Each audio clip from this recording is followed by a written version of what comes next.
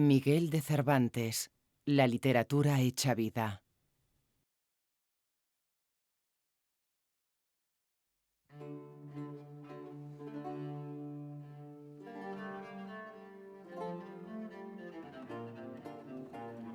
Donde se narran los orígenes de nuestro ingenioso autor.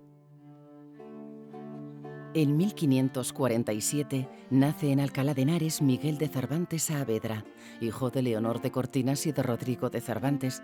Es el cuarto de 7 hijos. Su padre era cirujano, hombre que hace ligaduras y cura otras enfermedades. Es un lector apasionado y gran aficionado al teatro, representado en corrales de comedias con más imaginación que recursos. Como él mismo recordará, el adorno del teatro era una manta vieja tirada con 2 cordeles de una parte a otra. Se marcha a Roma, según algunas teorías, huyendo de la justicia, donde se pone al servicio de un cardenal. Recorre Italia maravillado por el esplendor del Renacimiento. En el licenciado Vidriera afirma: contentóle Florencia en extremo, así por su agradable asiento como por su limpieza, suntuosos edificios, fresco río y apacibles calles. Pero su espíritu aventurero no encaja en la vida de palacio. Yo no soy bueno para palacio porque tengo vergüenza y no sé lisonjear. Como dice Vidriera, se alista en el ejército. Que trata de las grandes hazañas de Miguel de Cervantes. En compañía de su hermano Rodrigo, participa en la batalla de Lepanto que frenará la expansión del imperio turco. Durante el combate recibe un arcabuzazo que le inmoviliza la mano izquierda y le valdrá el apodo del Manco de Lepanto. Más tarde dirá en el prólogo a las novelas ejemplares: herida que aunque parece fea, él la tiene por hermosa por haberla cobrado en la más memorable y alta ocasión que vieron los pasados siglos ni esperan ver los venideros. Navegando ya de vuelta a casa, los 2 hermanos son apresados por piratas berberiscos y conducidos a Argel. Allí pasa 5 años. Organiza hasta 4 planes de fuga, todos sin éxito. Por la libertad se puede y se debe aventurar la vida, dirá años después en boca de Don Quijote. Su familia reúne algo de dinero, pero no suficiente para liberar a los 2. Miguel prefiere que salga su hermano. Ya sin esperanzas de cruzar de nuevo el mar para volver a su tierra, unos frailes trinitarios pagan el ansiado rescate y es liberado al fin. Miguel tiene 33 años. Donde Cervantes cambia la espada por la pluma.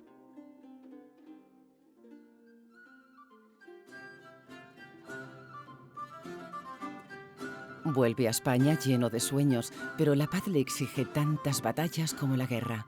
Sus intentos de labrarse un porvenir y de hacerse un hueco en la corte le llevan a lugares como Lisboa y Orán. Solicita sin éxito un puesto en las Indias. Agobiado por las deudas, se casa con Catalina de Palacios, una joven de Esquivias, Toledo. Las vivencias de estos años serán clave en la escritura del Quijote. En 1585 ve la luz su primera obra, el relato pastoril La Galatea. Obtiene cierto éxito con sus obras de teatro. Él mismo dirá que todas ellas se recitaron sin que se les ofreciese ofrenda de pepinos ni de otra cosa arrojadiza. Que cuenta el nacimiento del hidalgo Don Quijote de la Mancha.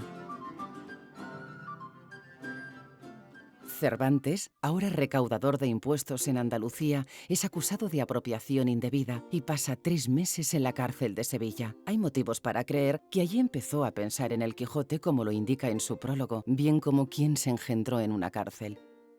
La novela es profundamente innovadora, hace reír y a la vez emociona.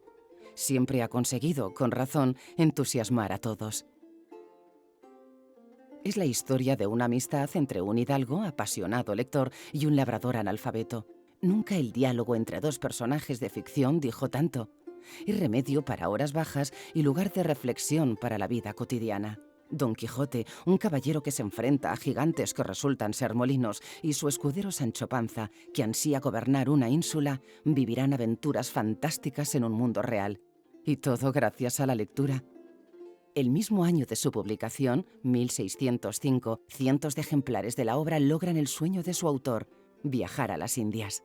Poco después, esta apasionante aventura se extenderá por el mundo entero. Donde concluyen las aventuras de nuestro autor. Sobrevive humildemente con la ayuda de su familia, pero su alma rebelde y su pasión siguen intactas. Escribe más que nunca. En 1613 publica las novelas ejemplares. Más tarde el viaje del Parnaso en 1614. Después 8 comedias y 8 entremeses nuevos y la segunda parte del Quijote en 1615, donde alcanza la cima de sus juegos entre realidad y ficción. El 22 de abril de 1616, a los 68 años, muere Miguel de Cervantes legando una obra que trascenderá las fronteras y los siglos. Dejará una novela póstuma, Los trabajos de Persíles y Sigismunda, en cuya dedicatoria al conde de Lemos se despide así: «Puesto ya el pie en el estribo, con las ansias de la muerte, gran señor, esta te escribo». Pero sus últimas palabras son otras, muy en su estilo. «Adiós, gracias. Adiós, donaires. Adiós, regocijados amigos, que yo me voy muriendo y deseando veros presto contentos en la otra vida». Desde entonces han pasado ya 400 años.